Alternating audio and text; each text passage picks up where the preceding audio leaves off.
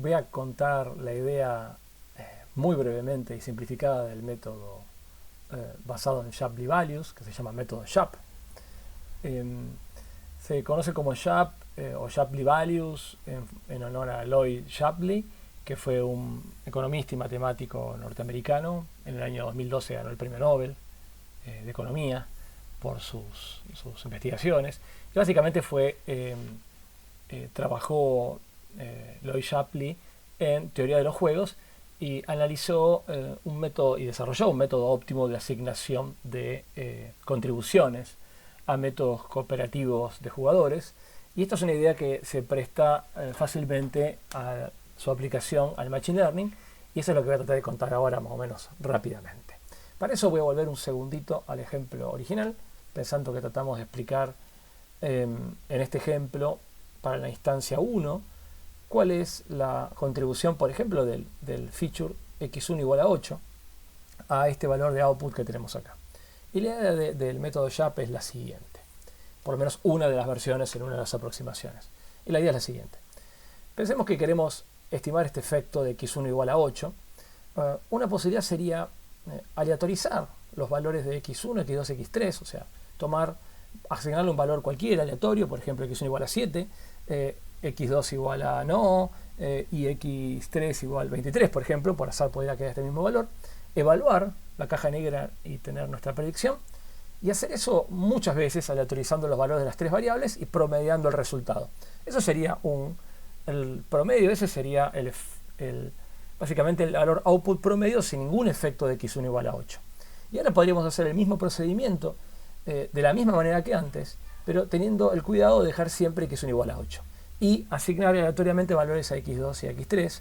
y hacer eso muchas veces y calcular el promedio y hacer esa diferencia de promedios. Y eso mediría de alguna manera el efecto que tiene x1 igual a 8 en la predicción, pero sin tener en cuenta los valores específicos que tienen x2 y x3, porque justamente los aleatorizamos y eso es una forma de no tener en cuenta sus valores.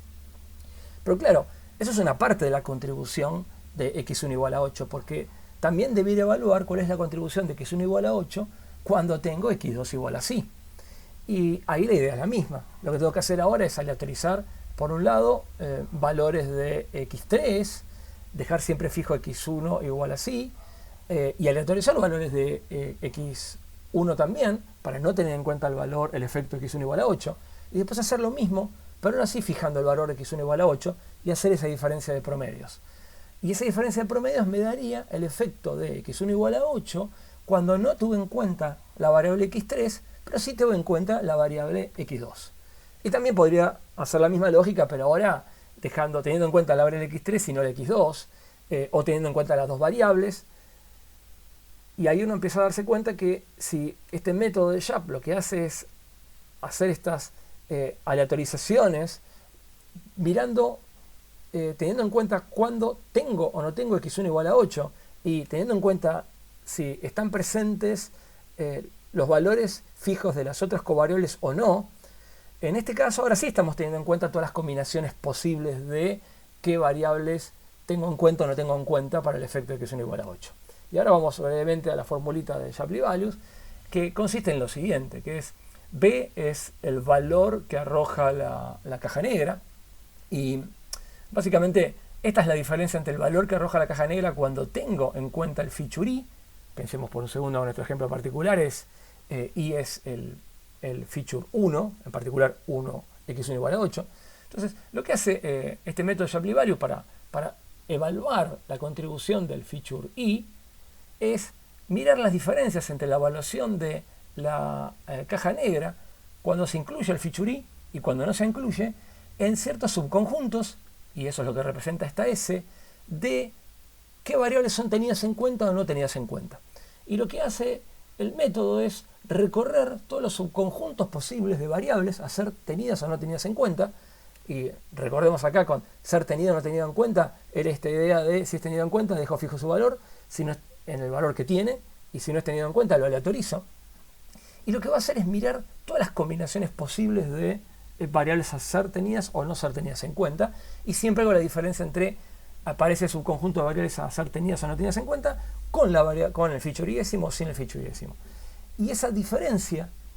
yo le podría atribuir la suma de esas diferencias al efecto de la variable y-ésimo, pero eso no sería del todo correcto porque en realidad no estaría teniendo en cuenta cuántas variables fueron tenidas, para la redundancia, en cuenta o no en cada una de esas combinaciones. Y eso es lo que hace este factor que está acá, que le pondera de alguna manera en términos de cuánta información adicional tengo en esta diferencia de evaluaciones en función de cuántas variables fueron o no fueron tenidas en cuenta. Y esa suma ponderada de estas diferencias de evaluaciones de la caja negra para cuando se tiene el feature y-ésimo y cuando no se tiene, es la manera que tiene el método Shapley de calcular las contribuciones de la variable y-ésima. Y este método en general se representa gráficamente con un gráfico que se llama gráfico de cascada, donde para cada una de los features se va graficando cuando esa contribución calculada de esa manera tiene un efecto positivo, por ejemplo puesto acá en rojo, o un efecto negativo. Y esos efectos se van acumulando hasta llegar hasta el valor observado de esa observación puntual según mi método de caja negra. Y en eso consiste el método Shapley, y en esto es una mejora del método Breakdown, que era susceptible del orden que uno introducía o iba fijando las covariables, porque acá justamente lo que estoy haciendo es probar todos los órdenes posibles. No solo tiene esa mejora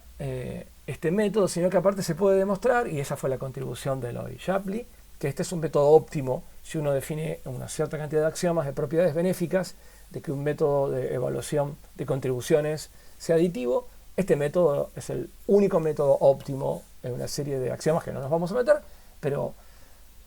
este es un método que no solamente es efectivo, tiene en cuenta las combinaciones, sino que aparte las tiene en cuenta de una manera que es óptima según estos axiomas. Así que este es como de alguna manera el método más sólido desde el punto de vista teórico para poder calcular efecto de covariables.